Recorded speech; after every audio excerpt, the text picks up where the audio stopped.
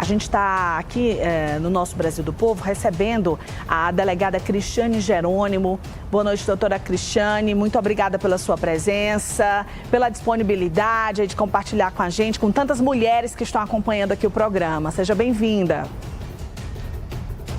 Obrigada, Catisco. Boa noite para você e para todos os telespectadores. Boa noite. A reportagem, ela tem um aspecto amplo, mas ela dá uma especificada, uma afunilada na questão da mulher da importunação dentro do transporte público de São Paulo, né? A gente tem aí quase 10 anos dessa lei da importunação e o transporte público de São Paulo ainda registra episódios tão frequentes, doutora, e tão explícitos. Como a senhora viu aí a advogada falando, fez algumas considerações muito relevantes, o que a senhora teria a dizer em relação a isso, essa realidade ainda tão presente, tão próxima da gente? Catisca, esse crime de importunação no transporte público, ele ocorre muito porque ele tem uma característica que facilita a ação do criminoso. Você vai ter um ambiente aglomerado, por isso que eles são praticados normalmente nos horários de pico. Você vai ter uma dificuldade de reação da vítima, porque às vezes ela não vai saber que aquilo está ocorrendo. Está cheio o transporte, ela não sabe se a pessoa está encostando nela a mochila ou se, enfim, está com alguma má intenção. E toda vez que isso acontece, o autor é conduzido para o distrito policial, ele fala assim, não, foi sem querer, não, e fala que, e dá descrédito para a palavra da mulher. Então, a autoridade policial, quem recebe essa denúncia, tem que analisar com cautela e tem que dar crédito para a versão também da vítima, porque ela não ia inventar com uma pessoa que ela não conhece, tentou abusar dela no metrô ou no trem, enfim. Eu já atuei na Delegacia da Mulher, já fiz vários flagrantes de importunação sexual, linha de trem, de metrô, e que sempre acontecia isso. Então, o importante é a vítima que ela já relatar logo para alguém, se for no ônibus, para o motorista, ou para alguém que esteja do lado dela, que ela consegue uma testemunha para desqualificar a versão desse criminoso. E aí a gente consegue fazer o flagrante. Se não conseguir, temos outros métodos de investigação, câmeras, enfim. Mas é muito importante a comunicação imediata. Doutora, a senhora falou, assim, algo muito importante, né? Porque a resposta imediata, ela geralmente depende da reação de outras pessoas, de outros passageiros, como a gente está falando aí no transporte, né? A senhora acredita que falta reforço de efetivo, especificamente nas plataformas e nos vagões? Eu acho que tem que ter outros mecanismos para coibir esse tipo de atitude. Então, reforço nas plataformas dos trens, né, dos metrôs, principalmente nos horários mais complicados, horários de maior incidência. E também câmeras, que as câmeras elas hoje facilitam muito. E às vezes, se você, como no caso que você mostrou, o caso da moça na esteira e o caso da garota no mercadinho, se não fossem as câmeras de segurança, como que elas iriam provar aquela importunação, né? Porque o autor, ele estava achando que ele não ia ser pego, ele ia passar pelo anonimato, enfim. Sim. Mas tinham câmeras que diziam o contrário do que eles falavam, da versão deles, né? Elas mostravam o contrário do que eles alegaram. Sim.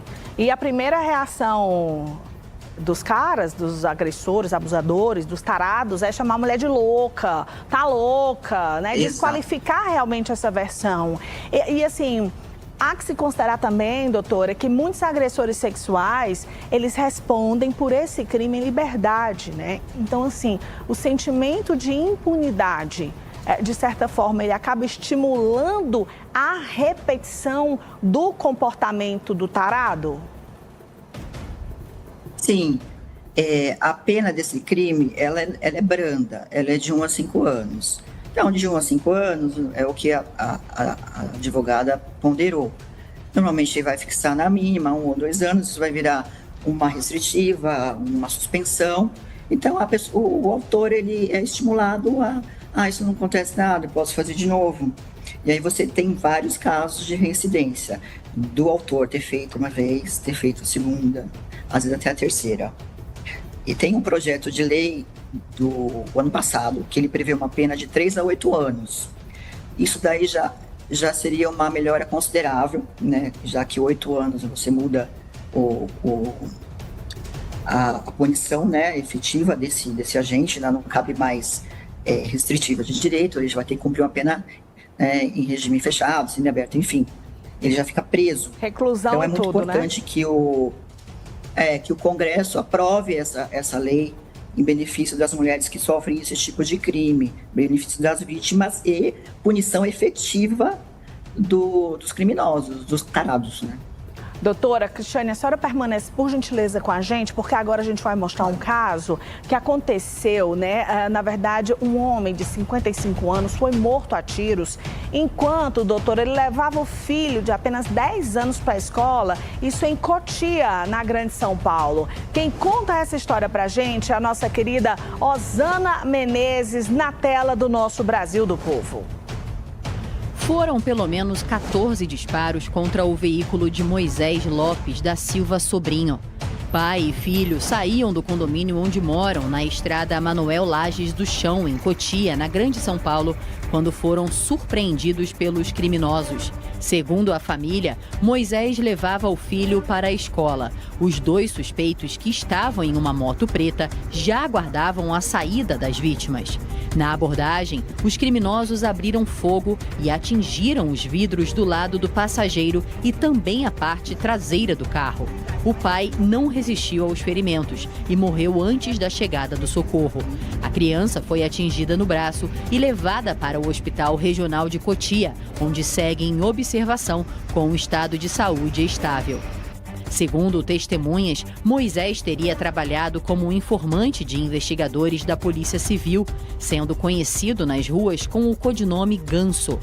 Uma das linhas de investigação da polícia é de que o assassinato tenha ligação com o trabalho. Ele é um ex-servidor municipal, ou seja, ele já foi funcionário da Prefeitura de Cotia. Há cerca de 15 anos atrás, ele trabalhou aqui na Delegacia de Cotia como escrivão de polícia ad hoc, que é um escrivão nomeado, que ele não possuía dívidas, não tinha inimigos, não tinha vícios. Então, nós estamos apurando o que pode ter ocasionado essa emboscada, esse fato tão grave que aconteceu, que acabou atingindo fatalmente esse homem. Até o momento, ninguém foi preso e o caso segue sendo investigado. Bom, você acompanhou aí a delegada do caso, né, que falou, doutora Cristiane está com a gente, continua com a gente, Cristiane Jerônimo, enquanto delegada e especialista em segurança pública. A senhora acompanhou aí de perto essa reportagem, né? A senhora acredita realmente, pela sua experiência, né, pelos seus estudos, que esse crime ele tem a ver sim com a atividade desse rapaz no passado como informante da polícia? Cátia, é difícil afirmar, né, se tem uma relação, mas o fato é que todas as características levam a um homicídio premeditado, uma emboscada, e a doutora que está presidindo o caso vai conseguir elucidar. Mas, pelo que ela falou, eu não consigo falar para você que pode ser que tenha, porque parece que ele foi servidor também da prefeitura, né, trabalhou com alguma coisa de licitação, eu não sei ao certo, mas aí as imagens da câmera, o trajeto da moto, as mensagens do telefone dele, ligações, alguma testemunha que tenha presenciado ou que tenha relatado algum tipo de ameaça, pode ajudar a elucidar esse caso. Mas roubo provavelmente não foi, porque não foi levado nada, e um crime gravíssimo, né? Que podia ter ceifado uma criança também, né? Os atiradores foram destinados a matar e assumiram o risco de matar quem estava dentro do carro. Não se importaram, né? Com a vida, não se importam com a vida humana. Doutora Cristiane Jerônimo, eu vou pedir para a senhora mais uma vez, esperar mais um pouquinho, que a gente já vai conversar com a senhora sobre aquele ataque horroroso, né? Lá no aeroporto de Guarulhos, dessa vez, o pessoal queria pegar lá uma carga de drogas, enfim. Aquilo é uma nova tática dos traficantes, das facções criminosas, ou realmente isso é fruto de alguma carga importante que eles queriam recuperar? A gente vai conversar sobre esse assunto daqui a pouquinho. Deixa só eu dar um recadinho, tá certo? Vamos lá? Me responde uma coisa. Você aí assinou o Bolão na Rede? Ah, tá, né? Porque eu já ia perguntar, você vai deixar mesmo passar essa oportunidade, né? De concorrer a mais de 600 mil em prêmios? É isso mesmo que você ouviu. Mais de 600 mil em prêmios. São, 2 cartões pré-pagos sorteados todos os dias, motos todas as semanas. E na Semana da Independência você ainda concorre a um BYD 0 quilômetro. E não pense que é conversa, não. Os ganhadores estão saindo de verdade. Você quer conferir? Cadê a imagem, meu diretor Rodolfito Vox? Olha só, vamos parabenizar os ganhadores aí, Ganhadores, a Sandra. Tô sabendo que a Sandra tá aqui com a gente. Quer ver? Olha ela aparecendo, a Sandra e o Reginaldo. Parabéns maravilhosos. Se você quiser conferir, você acessa bolãonarede.com.br, clica na aba Ganhadores e confere você mesmo a quantidade de gente que já ganhou no Bolão na Rede. Isso! Bolão na Rede, assine agora e participe! Que delícia de recado. Depois desse recadinho, agora sim, como eu prometi há pouco, agentes da Polícia Federal trocaram tiros com suspeitos de tráfico na área externa do Aeroporto Internacional de São Paulo, em Guarulhos. Nós temos imagens, as áreas públicas de embarque e desembarque do aeroporto de Guarulhos. Doutora Cristiane Jerônimo, tá vulnerável, totalmente vulnerável agora as áreas públicas do aeroporto internacional, aeroporto de Guarulhos, doutora? Esse foi um fato muito grave, né? Um fato muito grave e que provavelmente as pessoas que estavam na redondeza devem ter ficado desesperadas. A gente vai esperar que seja pontual, né? Que não ocorra novamente. E foi muito grave. Os criminosos são muito audaciosos. Foram muito audaciosos. Pois é, doutora, o Terminal 3, digamos assim, é a principal porta internacional do país, né?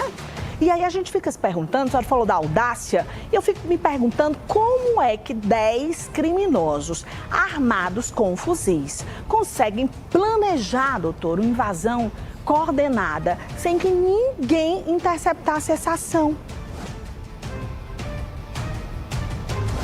Eu não sei se a Polícia Federal já tinha conhecimento ou não dessa ação, né? Porque eles foram interceptados, né, a tiro, né? Teve esse tiroteio.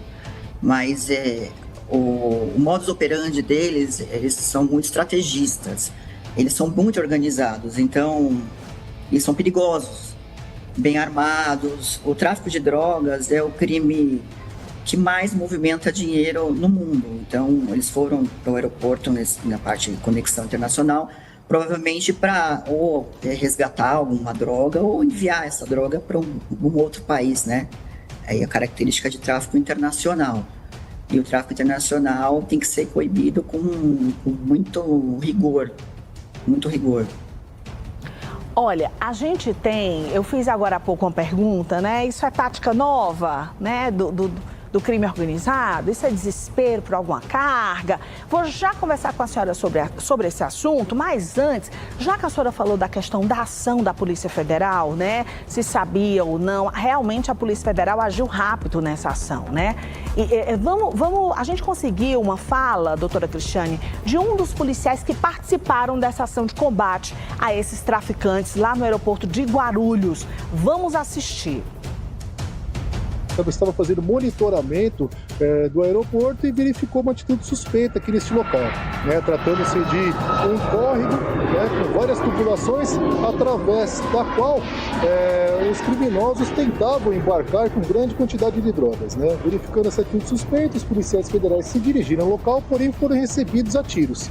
E na troca de tiros, os criminosos conseguiram se evadir pela região de mata. É uma grande força-tarefa neste momento aqui no aeroporto e nas áreas adjacentes, visando a localização desses criminosos, né? Certo é que eles estão cercados pela polícia, tanto por solo quanto pelo ar, né?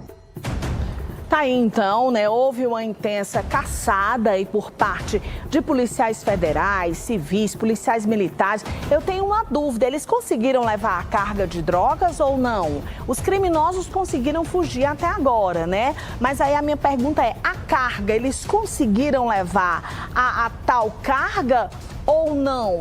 Essa é uma dúvida que eu tenho, estou tentando tirar aqui com a produção, mas o fato é que, doutora Cristiane, pela sua experiência, eu fui informada agora de que eles não conseguiram levar a carga de drogas, né? E aí, é tática nova o aeroporto de Guarulhos, atacar aí as cargas, ou é desespero mesmo de traficante querendo recuperar alguma carga perdida, valiosa, por exemplo? O que a senhora acha? Como é que a senhora analisa aí, né, esse caso? Acho que a gente tem que verificar os desdobramentos, né? Porque eu, na minha experiência, não tive conhecimento ainda de um tipo de ação deste nível no aeroporto. Então, pode ser que tenha sido realmente um desespero deles. Se reuniram e falaram, vamos... Porque é muito dinheiro envolvido, né? Não sei qual era a quantidade. Essa droga, ela ficou, a Polícia Federal apreendeu, ela foi fazer a pesagem, vai fazer a perícia, e depois essa droga vai ser destruída. Então, o prejuízo financeiro para essa organização, de repente, pode ter levado ela ao desespero, né? Pode ser. Não acredito que seja uma tática nova, mas tem que se observar e tem que se investigar essas quadrilhas, monitorar os passos, né, delas com antecedência. A polícia tem que fazer esse trabalho de investigação bem feito, que é meticuloso, para acompanhar os passos dessas organizações criminosas que são muito perigosas. Na sua opinião, diante de mais esse caso, né, no aeroporto de Guarulhos, a senhora considera, a senhora acredita que há um impacto, digamos assim, desse episódio para a imagem do nosso país, já que estamos falando de Guarulhos, em São Paulo, no exterior, para o turismo também? Qual o tamanho aí desse prejuízo para nós, enquanto Brasil, a nossa imagem e para o nosso turismo também, né?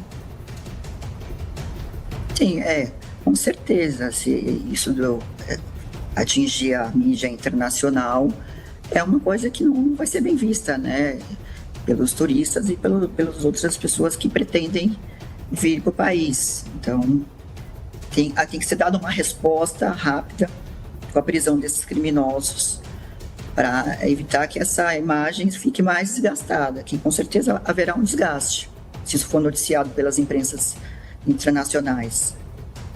Doutora Cristiane Jerônimo, especialista em segurança pública, muito obrigada mais uma vez pelas suas considerações, pela conversa.